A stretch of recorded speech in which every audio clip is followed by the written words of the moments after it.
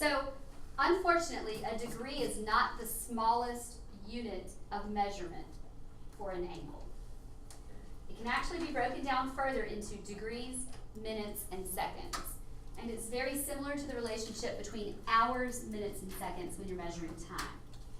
Okay? So a degree is the largest. It's the largest thing that we measure an angle in or a rotation in. That's the degree. So that's your largest.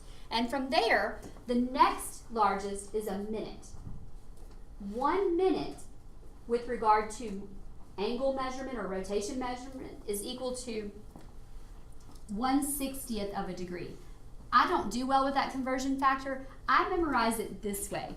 I just memorize that there are 60 minutes in 1 degree, just like there are 60 minutes in 1 hour. Yeah. So there's a very nice relationship there. So most people do okay with this. So the little that little tick mark, yeah, this little sideways kind of slash tick mark, that's the symbol for a minute. The little circle subscript, superscript, that's the symbol for a degree. And it's really important that you mark them because those are considered your units. So you have to put those marks on there. Okay, and just like in time, how many seconds are in a minute? 60. Well, there are also 60 seconds in 1 minute when you measure angles. So it's the exact same relationship. The seconds mark are 2 little slashes, just kind of the same way when you do feet and inches. There's a third one I would also like you to learn, and occasionally you might want to go straight from seconds to degrees, not going to, minutes first. Not going through minutes first. And how many seconds are in an hour? Does anybody remember? 3,600. 3,600. And that's the same as true. There are 3,600 seconds in 1 degree. So if you just think of a degree as an hour, everything should fall into place.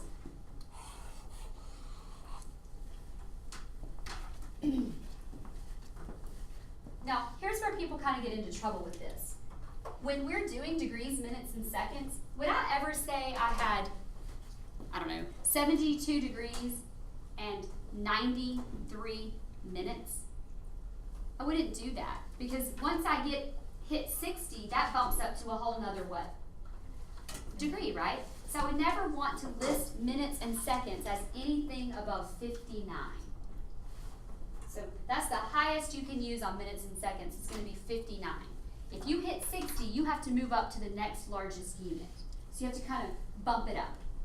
That becomes an issue when you are adding and subtracting angles. If you're looking for the complement or the supplement of something, then you're going to have to really think hard about, how do these measures relate? Do I need to leave it here? Do I need to bump it up? So that's what we want to do next, is we just want to take a look at adding and subtracting some angles with degrees, minutes, and seconds. Okay. For our first calculation, we want to try 51 degrees and 29 minutes plus 32 degrees and 46 minutes. And I'm going to go ahead and tell you that the easiest way to do this is to stack them vertically. It's just easier. Just go ahead and stack them up vertically. So I'm going to rewrite this as 51 degrees, 29 minutes, plus 32 degrees and 46 minutes. And I want to try to add those together. Now, with regular numbers, if you're adding a 4-digit number, you would just add and carry, add and carry, add and carry, add and carry until you were done. You can't do that with these. You can only add seconds to seconds, minutes to minutes, and degrees to degrees. So you have to work it like 2 separate problems. So first thing we're going to do is we're going to add together our minutes. If I have 29 minutes plus 46 minutes, that adds up to, 15, and I can carry the 6, 75 minutes. So we have 75 minutes there. So don't add just all 4 of those places across. Just do the minutes and then stop. Now go do the degrees. If I have 51 degrees plus 32 degrees, 83. that gives us 83 degrees. So we have 83 degrees and 75. I need to see. So is this my final answer? Why not? Because 75 is over 60. Yeah, 75 is over. It's technically it's because it's over 59. So anything over 59 you have to deal with. But here's the thing: 83 degrees is good. You can have as many degrees as you want, but 75 minutes needs to be rewritten as 1 degree and how many? 15. 15, yeah. So it's like I make an exchange. I exchanged 60 of those minutes and I turned it into a degree, and that left me with 15 minutes still left over. So it's just like in time, 75 minutes is an hour and 15 minutes, right? So this one is 1 degree. Then you combine these two, the 83 and the 1, and that brings you up to 84, 15. And that's your final answer. We don't like the plus. Huh? Like, No, once you finish, it'll just be straight across. Go So ahead. you don't subtract 59 from the 75, you subtract It's 60. always 60, right? Because if you were exactly 60, then you would have no minutes left. But you, the way I always tell students to look at it is 59 is your stopping point, but 60 is your exchange factor because that's your converting factor. Okay. So addition's pretty easy. I've never had a student have trouble with it. Subtraction is where you get into trouble because it depends on whether your answer is going to be positive or negative, and it also depends on whether you're going to need to borrow from anybody. So we're going to talk about that. If we want to take 90 degrees and we want to subtract from it 73 degrees and 12 minutes, we'll write it out as 90 minus 73, 12. Well, the problem with this is that I don't have anything to subtract the 12 from. I have to borrow something, right? Well, in just our regular number system, it's base 10. That means everything is, in a conversion of 10 to go from the ones to the tens to the hundreds, okay?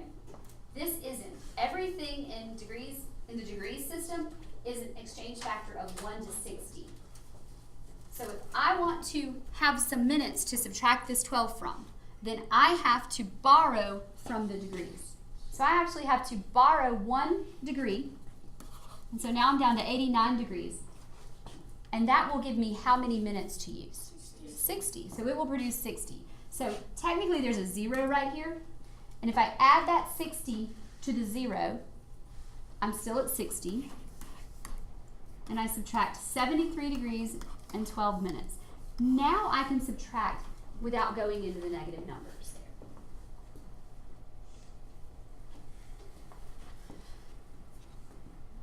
So 60 minus 12 is 48. And 89 minus 73 is 60. So 16 degrees, 48 minutes. Usually when you subtract, you do your exchanging early on to borrow, but you usually don't have to do any exchanging at the end. Does that make sense? Okay. As usual, your book gives like one example of everything. So I'm just going to make up a problem and let you guys kind of try it. Is that okay? yes, ma'am.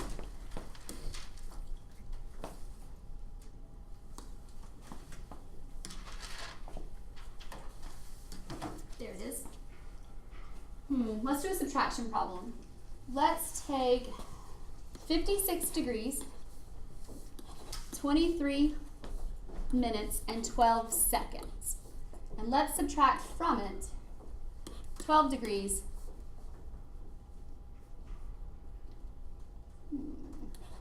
30 minutes, and 42 seconds. And this one's going to give you a little bit more trouble, so let me talk you through it and then I'm going to pause and let you have a chance to actually work it, okay? The reason this is going to give you trouble is because for the first time we're seeing seconds as well. So we would say 12 seconds minus 42 seconds, but I would need to borrow to do that. Who do I borrow from? Do I go all the way over to the degrees?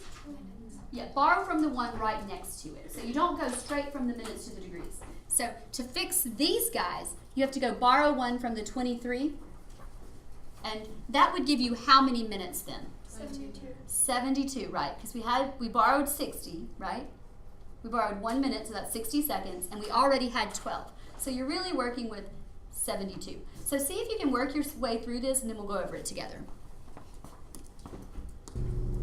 Okay, so the first thing we have to do is we have to borrow to get enough seconds to work with. So if I borrow 1 from the 23, I'm down to 22, right? And that would bring this up to 72. And 72 minus 42 is 30. So I'm finished with my seconds. Now I'm going to move over to my minutes. And you always work from smallest to largest, so from right to left, just like you do with addition and subtraction of regular numbers. 22 minus 30 isn't going to work out, so I'm going to have to come over here and borrow 1 from the degrees, and that brings me down to 55 degrees. And how many would that be? 82. 82, yeah, and that brings that up to 82. 82 minus 30 gives you 52. And then finally we come over here and we have 55 minus 12, which is, hello? 43, thank you, I couldn't hear you. All right, so there's your final answer. So that gives you a little more help with the whole borrowing and exchanging the 1 for 60 deal that you have going on there. It's a little more complicated going in reverse, I think. But it is just a reverse process from when you exchange it when you're over 60. Are we okay with that? Just remember your final answers. The minutes and seconds can't have anything greater than 59. That brings us up to the situation where we need to deal with converting. Most people in this day and age don't use degrees, minutes, and seconds. Some do. The little surveying tools, you know, they go to degrees, minutes, and seconds. But on a regular calculator, it's really easier for us sometimes to have everything in just decimal degrees. Okay? So we need to figure out how do we go from decimal degrees to degrees, minutes, and seconds, and vice versa. So that's what this is all about. And it all has to do with the whole exchange factors and conversion factors. If we want to convert 74 degrees, 8 minutes, and 14 seconds to decimals, and we want to round it to the nearest thousandth,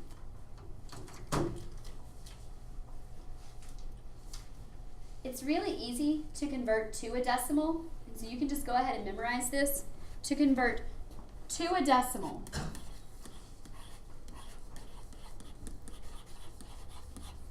you simply keep the degrees no matter what they are. And then you add to that the minutes.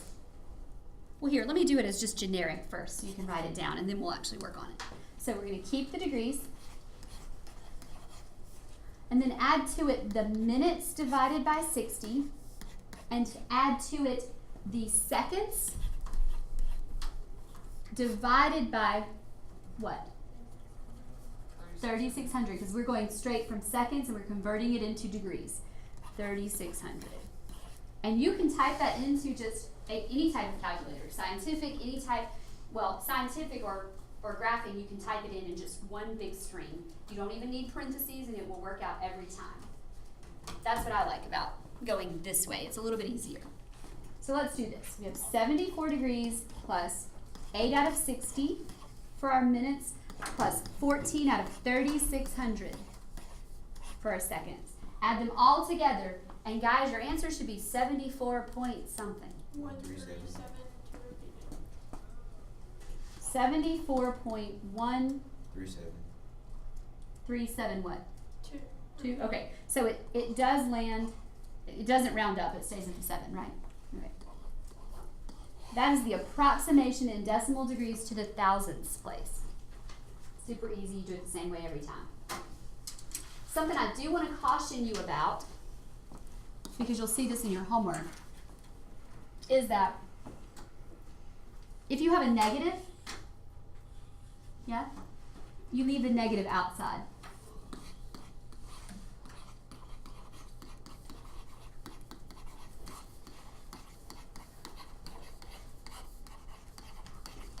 And then you have to use parentheses if you have. Then you either have to use parentheses or you have to distribute the negative to all of them. Because when you have a negative, it stands for all of it. The whole thing's negative.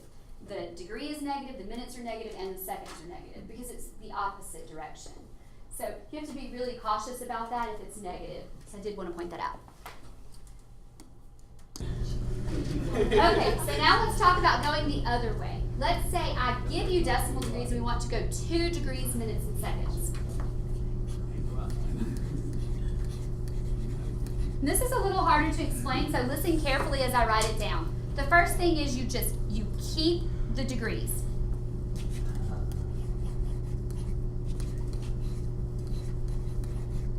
Okay? Then you take the decimal. I'm like, this isn't a symbol. I don't even know how to say it. Let's see. Keep the degrees, and then take the decimal part only, and multiply that decimal by 60 minutes, and that will give you minutes. That's your first step. Okay, so keep the degrees, write them down, then take the decimal part and multiply it by 60. Okay, and for the next step, you keep the degrees and you keep the minutes that you found from the last step. Okay? But you take whatever decimal you still have, so you take the new decimal and you multiply it by 60 again to convert it to seconds. So you don't use 3600. Okay? And your third step is to round to the nearest second.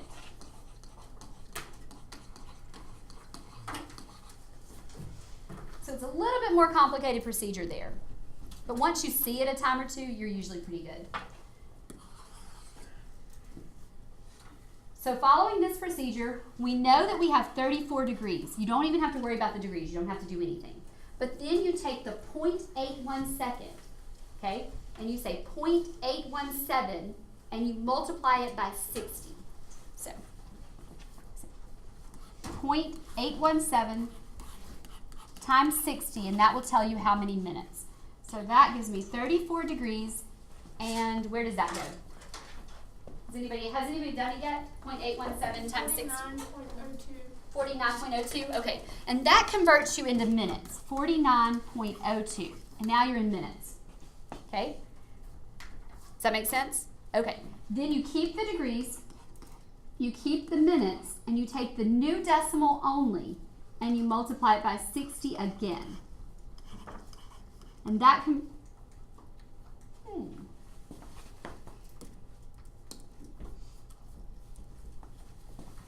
And that converts you to seconds. So now we have 34 degrees, 49 minutes, and 1.2? Okay, 1.2 seconds. Okay, so we've got everything we need, but you don't leave any decimals, so you just round that last one to the nearest whole number. So 1.2 would round up to 2 or down to 1? 1, and then you're done. And that's how you convert from decimals to degrees, minutes,